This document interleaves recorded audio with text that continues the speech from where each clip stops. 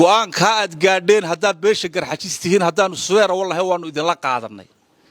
waxaad ka heshaan baanad leedihiin rahmaan rahiim wasalaatu wasalaamu ala rasuulillah waxaanu maanta halkan isugu yeedhnay bahda saxaafadda oo noo sheegaynaa ummadda jamhuuriyadda Soomaaliland ku nool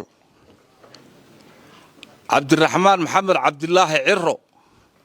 inuu saaka amar ku bixiyay madaxweynihii hore jamhuuriyadda Soomaaliland in airport-ka reerkiisa ku toogtaan go'aan ka aad gaadheen haddaad beesha garxajistihiin haddaanu suweera wallahi waanu idinla qaadanay waxaad ka heshaan baanad leedihiin habeen horena Cabdiraxmaanow ninkii meydkayaga xabadda la dhacayay baad filin ugu dhigtay Hargeysa dhexdeeda cidaad ku socotaana waa suweera waleed u bareeraysaa iyo qaranka Soomaaliland inaad dumiso adiga reerkaagu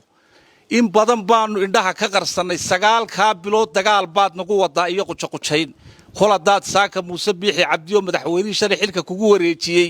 adigoo qurducsanaya aad ciidan halka u dhigtay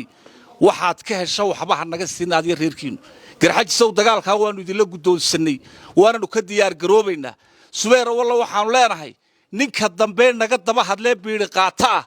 suuqa bartankiisa ha lagu dilo habad ha lagu baqtiyo ninka naga daba hadlee suweera wallahi magaca suweera wal sheeganaya Suudaan sheeganaya hadaa suuqa ku dili weydaan noloshiina waa xaraan weey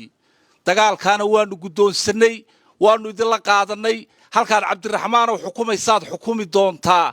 halkaad xukumaysaad iyo reerkaagu way is weydiin doontaan shalay waxaad ogeyd baad samaysay laascaanood baad ciidankii qaranka kaaga jiray ka dajisay rasaas baad ragga la dhacday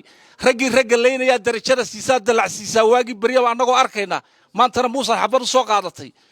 warka diyaar garooba dagaalka dibadda iyo gudaha loo diyaar garoobo waa la cadaystay waxaanayna ma jiraan ninka naga daba hadlana suuqa ha lagu toogtaan leenahay